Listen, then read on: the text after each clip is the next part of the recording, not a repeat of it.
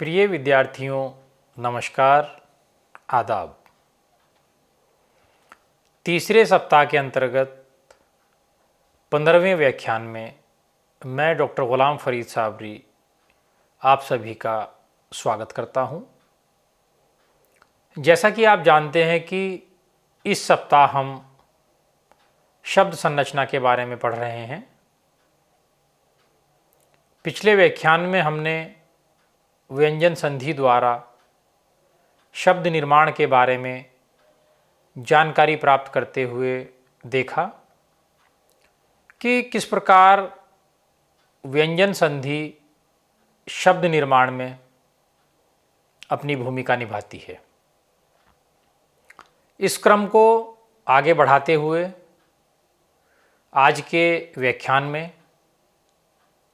हम विसर्ग संधि को पढ़ेंगे और देखेंगे कि किस प्रकार विसर्ग संधि के द्वारा शब्दों का निर्माण होता है। इस विषय के अध्ययन के बाद आप स्वर संधि के अन्य भेदों में विसर्ग संधि से परिचित हो सकेंगे। विसर्ग संधि से बनने वाले शब्दों से परिचित हो सकेंगे और यह जान सकेंगे कि विसर्ग संधि से शब्दों का निर्माण किस प्रकार होता है। तो आइए शुरू करते हैं विसर्ग संधि। विसर्ग के बाद स्वर या व्यंजन आने पर विसर्ग में जो विकार होता है उसे विसर्ग संधि कहते हैं। यानी जब विसर्ग के साथ स्वर या व्यंजन आ जाए तब जो परिवर्तन होता है वह विसर्ग संधि कहलाता है। उदाहरण के लिए जैसे मनः प्लस अनुकूल, जिसका बनता है मनोनुकूल, नि प्लस पाप, जिससे बनता है निष्पाप। अब विसर्ग संधि से संबंधित कुछ नियम देखते हैं जिनसे स्पष्ट हो जाएगा कि विसर्ग संधि से शब्द निर्माण कैसे होता है, शब्दों की संरचना कैसे होती है। विसर्ग संधि के नियमों के बारे में जब हम देखते हैं तो इस संधि से संबंधित 10 नियम होते हैं जिनके बारे में एक एक करके मैं आपको विस्तार से बताऊंगा। पहला नियम है विसर्ग का ओ हो जाना। विसर्ग के पहले अगर अ और बाद में भी अ अथवा वर्गों के तीसरे, चौथे, पांचवें वर्ण या इसके अतिरिक्त या, र, ल, व हो तो विसर्ग का ओ हो जाता है। एक बार फिर बता दूं, विसर्ग के पहले अगर अ और बाद में भी अ अथवा वर्गों के तीसरे, चौथे, पांचवें वर्ण अथवा या, र, ल, व हो तो विसर्ग का ओ हो जाता है। यदि विसर्ग के पहले अ और बाद में अ अथवा तीसरा वर्ण, चौथा वर्ण, पांचवा वर्ण अथवा या, र, ल, व, ह हो तो विसर्ग का ओ हो जाएगा। उदाहरण से इस बात को और स्पष्ट करते हैं। जैसे मनः प्लस अनुकूल, मनोनुकूल, तपः प्लस बल, तपोबल। इन उदाहरणों में आप देख रहे हैं कि ओ हो जाता है, तपह प्लस बल, तपोबल, पापे ओ की मात्रा लगी, तपोबल। अधः प्लस गति, अधोगति। तपह प्लस भूमि, तपोभूमि। वयः प्लस वृद्ध, वयोवृद्ध। पयः प्लस द, पयोद। मनः प्लस रथ, मनोरथ। मनः प्लस योग, मनोयोग। मनः प्लस हर, मनोहर। पुनः प्लस जन्म, पुनर्जन्म। अंतः प्लस धान, अंतर्धान। तो इन उदाहरणों में आप देख रहे हैं कि विसर्ग के पहले अ और बाद में अ अथवा तीसरा वर्ण, चौथा वर्ण या पांचवा वर्ण या फिर इनके अतिरिक्त या, र, ल, व होगा तो विसर्ग का ओ हो जाता है।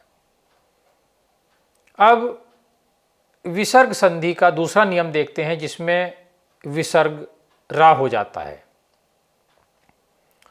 विसर्ग से पहले अ, आ को छोड़कर, यानी छोटे अ बड़े आ को छोड़कर कोई स्वर हो और बाद में कोई स्वर हो, वर्ग के तीसरे, चौथे, पांचवें वर्ण अथवा या, र, ल, व, ह में से कोई हो तो विसर्ग का र हो जाता है। उदाहरण आपको मैं बताता हूं, आपको और बात स्पष्ट हो जाएगी। नि प्लस आशा, ना पे छोटी ई की मात्रा और विसर्ग लगा हुआ है, तो यहां विसर्ग किस में बदल रहा है? रा में परिवर्तित हो रहा है। नि प्लस आशा, निराशा। नि प्लस धन, निर्धन। नि प्लस बल, निर्बल। आशी प्लस वाद, आशीर्वाद। दुह प्लस उपयोग, दुरुपयोग। विसर्ग का शा भी होता है यदि विसर्ग के पहले कोई स्वर हो और बाद में च, छ या श हो, बड़ा श, तो विसर्ग का श हो जाता है। जैसे नि प्लस चिंत, निश्चिंत। नि प्लस छल, निश्छल। दुह प्लस शासन, दुशासन।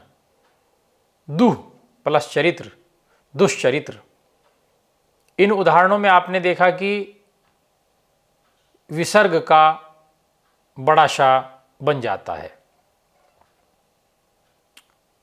जो तीसरा नियम है विसर्ग संबंधी, उसको देखिए कि विसर्ग संबंधी जो नियम हैं उनमें किस प्रकार से परिवर्तन होते हुए विसर्ग से पहले कोई स्वर हो और बाद में च, छ या श हो, बड़ा श, तो विसर्ग का श हो जाता है। विसर्ग के साथ ट, ठ या पेट पटा श के मेल पर विसर्ग के स्थान पर पेट पटा श बन जाता है। जैसे धनु प्लस टंकार, धनुष टंकार। यहां पर धनु उसके बाद जो विसर्ग है वो किस में परिवर्तित हो रहा है? आधा पेट पटा श। धनु प्लस टंकार, धनुष टंकार। चतुः प्लस टीका, चतुष्टीका। नि प्लस कपट, निष्कपट। नि प्लस ठुर, निष्ठुर। नि प्लस प्राण, निष्प्राण। नि प्लस फल, निष्फल। चौथा नियम देखते हैं। विसर्ग के बाद यदि त या स हो तो विसर्ग स बन जाता है। विसर्ग के बाद यदि त या स हो तो विसर्ग जो है वो स बन जाता है। और यदि विसर्ग के पहले वाले वर्ण में अ या आ के अतिरिक्त अन्य कोई स्वर हो तथा विसर्ग के साथ मिलने वाले शब्द का प्रथम वर्ण क, ख, प, फ में से कोई भी हो तो विसर्ग के स्थान पर पेट पटाशा बन जाएगा। उदाहरण के लिए नि प्लस कलंक, निष्कलंक। दुह प्लस कर, दुष्कर। नि प्लस तेज, निस्तेज। नि प्लस सार, निस्सार। मनः प्लस ताप, मनस्ताप। नमः प्लस ते, नमस्ते। दुह प्लस तर, दुस्तर। दुह प्लस साहस, दुस्साहस। इन उदाहरणों में आपने देखा कि जो विसर्ग है वो सा में परिवर्तित हो रहा है। पांचवें नियम की ओर बढ़ते हैं। विसर्ग से पहले छोटी ई, छोटा ऊ और बाद में क, ख, ट, ठ, प, फ में से कोई वर्ण हो तो विसर्ग का श हो जाता है। और यदि विसर्ग के पहले वाले वर्ण में अ या आ का स्वर हो, यदि विसर्ग के पहले वाले वर्ण में अ या आ का स्वर हो तो विसर्ग के बाद क, ख, प, फ हो तो संधि होने पर विसर्ग भी ज्यों का त्यों बना रहेगा। उदाहरण देखें। अधः प्लस पतन, अधः पतन। इसमें कोई परिवर्तन नहीं हुआ, जो विसर्ग है वो ज्यों का त्यों बना हुआ है। प्रातः प्लस काल, प्रातः काल। अंतः प्लस पुर, अंतःपुर। अब विसर्ग संधि से संबंधित छठा नियम देखते हैं। विसर्ग से पहले अ, आ हो और बाद में कोई भिन्न स्वर हो तो विसर्ग का लोप हो जाता है। विसर्ग के साथ त या थ के मेल पर विसर्ग के स्थान पर स बन जाएगा। जैसे अंतः प्लस तल, अंतस्तल। नि प्लस ताप, निस्ताप। इस संधि का जो सातवां नियम है वो यह है कि विसर्ग के बाद क, ख अथवा प, फ होने पर विसर्ग में कोई परिवर्तन नहीं होता। विसर्ग के बाद क, ख अथवा प, फ होने पर विसर्ग में कोई परिवर्तन नहीं होता। विसर्ग के साथ स के मेल पर विसर्ग के स्थान पर स बन जाता है। जैसे उदाहरण देखते हैं, निह प्लस संदेह, निस्संदेह। दुह प्लस साहस, दुस्साहस। 8वें नियम की ओर बढ़ते हैं। यदि विसर्ग के पहले वाले वर्ण में ई व ऊ का स्वर हो, यानी छोटी ई व छोटा ऊ, तथा विसर्ग के बाद र हो, तो संधि होने पर विसर्ग का तो लोप हो जाएगा, साथ ही ई व ऊ की मात्रा बड़ी ई व बड़े ऊ में परिवर्तित हो जाएगी। विसर्ग के पहले वाले वर्ण में छोटी ई या छोटा ऊ का स्वर अगर है तथा विसर्ग के बाद रा हो, तो संधि होने पर विसर्ग का लोप तो होगा ही, उसके साथ ही छोटी ई और छोटा ऊ जो है उसकी मात्रा बड़ी ई व बड़े ऊ में परिवर्तित हो जाएगी। उदाहरण देखते हैं, नी प्लस रस, नीरस। इसमें आपने देखा कि नी ना पे छोटी ई की मात्रा प्लस रस और बाद में र आ रहा है, नी प्लस रस, नीरस। नी प्लस रव, नीरव। नी प्लस रोग, नीरोग। यहां पर छोटी ई और छोटे ऊ की जो मात्रा है वो बड़ी ई में परिवर्तित हो गई और साथ ही विसर्ग का भी लोप हो गया।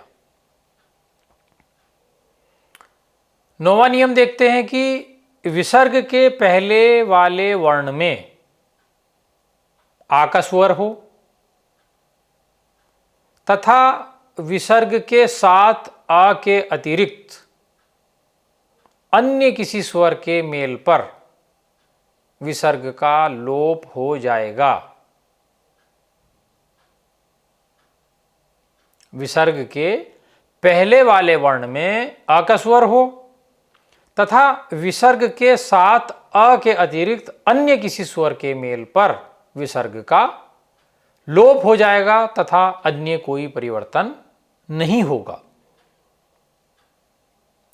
उदाहरण के रूप में आप ले सकते हैं, अतः प्लस एव, अतएव।